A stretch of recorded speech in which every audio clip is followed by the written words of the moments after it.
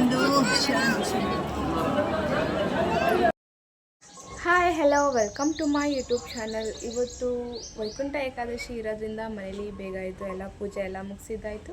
ಇವಾಗ ಮತ್ತೆ ದೇವಸ್ಥಾನಕ್ಕೆ ಹೋಗಬೇಕು ಅಂತ ಅಂದ್ಕೊಂಡಿದ್ದೀನಿ. ಬನ್ನಿ ದೇವಸ್ಥಾನಕ್ಕೆ ಹೋಗ್ಬಿಟ್ಟು ಬರೋಣ. ದರ್ಶನ ಮುಗಿದು ಮನೆಗೆ ವಾಪಸ್ ಬರೋದನ್ನ ತುಂಬ ಲೇಟ್ ಆಗುತ್ತೆ. ಒಂದು ಸಲ ಊಟ ಮಾಡ್ಕೊಂಡು ಹೋಗುವಂತ ಅಮ್ಮ ಹೇಳಿದ್ದಕ್ಕೆ ಊಟ ಎಲ್ಲ ಮಾಡಿದ್ದಾಯಿತು. ಇವಾಗ ದೇವಸ್ಥಾನಕ್ಕೆ ಹೊರಟಿದ್ದೀನಿ.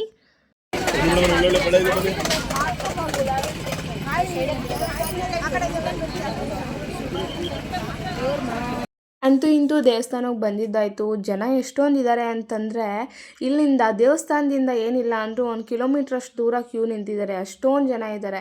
ನನಗಂತೂ ತಿರುಪತಿಗೆ ಹೋಗಿ ಅಲ್ಲಿ ಶ್ರೀವಾರಿ ದರ್ಶನ ಪಡೆದಂಗಾಯಿತು. ಅಷ್ಟೊಂದು ಜನ ಇದ್ದರು. ಈ ಡೆಕೋರೇಷನ್ ಮಾತ್ರ ಸಖತ್ತಾಗಿ ಮಾಡಿದ್ದಾರೆ. ಬರ್ರಿ ತೋರಿಸ್ತೀನಿ. ಇಲ್ಲ ಹೌದಾ, ಈಗಾಗಲೇ 3 ತಿಂಗಳ ಹಿಂದೆನೇ ಬುಕ್ ಮಾಡೋದಕ್ಕೆ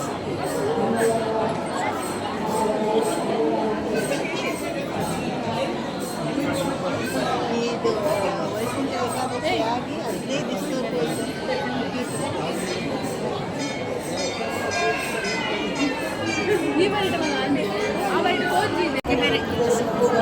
ಗೋವಿಂದ ಗೋವಿಂದ ಬಂದವ ನಾಥ ರಕ್ಷಾಧೀನ ಬಂದು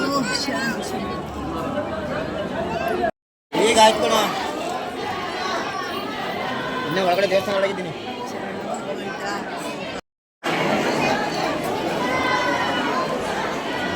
ಎಷ್ಟು ಕೊಟ್ಟು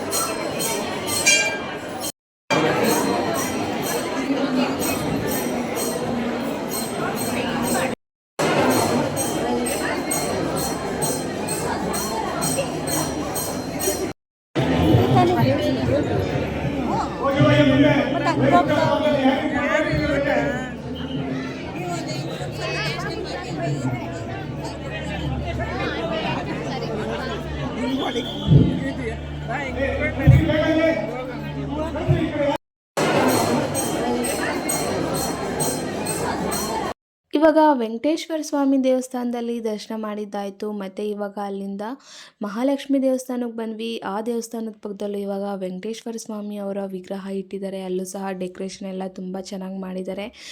ಏನಿಲ್ಲ ಅಂದರೂ ತುಮಕೂರಲ್ಲಿ ನಾವು 3-4 ಕಡೆ ಎಲ್ಲ ಸುತ್ತಾಡ್ಕೊಂಡು ದೇವಸ್ಥಾನಕ್ಕೆಲ್ಲ ಹೋಗಿ ಬಂದಿದ್ದಾಯಿತು. ಹೋದ ಕಡೆ ಎಲ್ಲ ಪ್ರಸಾದ ಮಾತ್ರ ಸಖತ್ತಾಗಿ ತಿಂದಿದ್ದೀನಿ. ಮಹಾಲಕ್ಷ್ಮಿ ದೇವಸ್ಥಾನದಲ್ಲಿ ದರ್ಶನ ಪಡೆದು ಅಲ್ಲೂ ಎಲ್ಲ ಪ್ರಸಾದ ತಿಂದಾದ್ಮೇಲೆ ಮತ್ತು ಇವಾಗ ಇನ್ನೊಂದು ವೆಂಕಟೇಶ್ವರ ಸ್ವಾಮಿ ದೇವಸ್ಥಾನಕ್ಕೆ ಕರ್ಕೊಬಂದರು ನಮ್ಮ ಆಂಟಿ.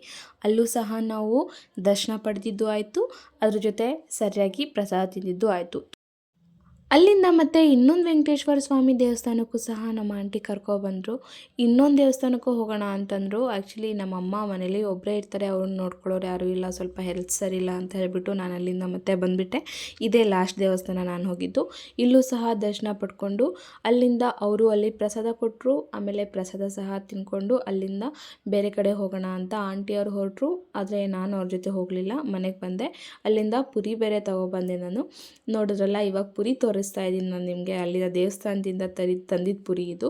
ಇವಾಗ ಇದರಲ್ಲಿ ನಾನು ಚುರ್ಮುರಿ ಮಾಡ್ತಾ ಇದ್ದೀನಿ.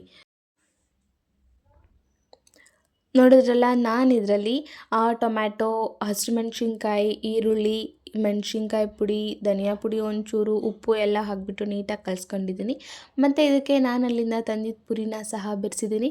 ಇದು ಸೌಟಲ್ಲಿ ಮಿಕ್ಸ್ ಮಾಡಿದ್ರೆ ಆಗೋ ಕೆಲಸ ಅಲ್ಲ ಅಂತ ಹೇಳ್ಬಿಟ್ಟು ಕೈ ಹಾಕಿಬಿಟ್ಟು ಎಲ್ಲ ನೀಟಾಗಿ ಕಲಿಸ್ತಾ ಇದ್ದೀನಿ. ಇವಾಗ ತಿನ್ನೋಕ್ಕೆ ಮಾತ್ರ ತುಂಬ ಟೇಸ್ಟಿಯಾಗಿತ್ತು. ನಿಮಗೂ ತಿನ್ನಬೇಕು ಅಂತ ಅನಿಸಿದ್ರೆ ನೀವು ನಿಮ್ಮ ಮನೇಲಿ ಟ್ರೈ ಮಾಡಿ, ಚೆನ್ನಾಗಿರುತ್ತೆ.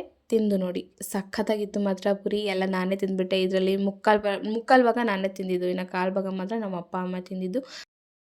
ಅದು ಸಾಲದು ಅಂತ ಹೇಳಿಬಿಟ್ಟು ಅವರೆಕಾಳು ಸಹ ಬೇಯಿಸಿಟ್ಟಿದ್ದೀನಿ ನಾನು. ಆದರೆ ಅವರೆಕಾಳು ನಾನು ಜಾಸ್ತಿ ತಿನ್ನಲಿಲ್ಲ, ಆಗಲೇ ಚುರುಮುರಿ ತಿಂದು ಸುಸ್ತಾಗಿತ್ತು ಅಂತ ಹೇಳಿಬಿಟ್ಟು ನಾನು ತಿನ್ನಲಿಲ್ಲ, ಅಪ್ಪ ಅಮ್ಮ ತಿಂದರು. ಆಮೇಲೆ ಇವಾಗ ಊಟ ತಿನ್ನಬೇಕು ಅಂತ ಹೇಳಿಬಿಟ್ಟು ಊಟ ಪಪ್ಪು ರೈಸ್, ಪಪ್ಪು ನಮ್ಮ ಅಕ್ಕ ಮಾಡಿದ್ದು, ನಾನು ಮಾಡಿದ್ದಲ್ಲ. ಅದ್ರ ಜೊತೆ ಒಂಚೂರು ನೆಂಚ್ಕೊಳಕ್ಕೆ ಉಪ್ಪಿನಕಾಯಿ ಹಾಕ್ಕೋತಾ ಇದ್ದೀನಿ. ಊಟ ಮಾಡ್ಬೇಕಾದ್ರೆ ಉಪ್ಪಿನಕಾಯಿ ಇಲ್ಲ ಅಂತಂದರೆ ಸ್ಯಾಟಿಸ್ಫೈಡೇ ಇರಲ್ಲ ಫುಡ್ ಅಲ್ವಾ, ಉಪ್ಪಿನಕಾಯಿ ಇರಲೇಬೇಕು. ಇಲ್ಲಿಂದ ನನ್ನ ಊಟನೂ ಕಂಪ್ಲೀಟ್ ಆಯಿತು. ಇವತ್ತಿನ ನನ್ನ ದಿನ ತುಂಬಾ ಖುಷಿಯಾಗಿತ್ತು, ತುಂಬ ವಂಡರ್ಫುಲ್ಲಾಗಿತ್ತು. ಓಕೆ ಫ್ರೆಂಡ್ಸ್, ನೆಕ್ಸ್ಟ್ ವೀಡಿಯೋನಲ್ಲಿ ಸಿಗೋಣ. ಬಾಯ್.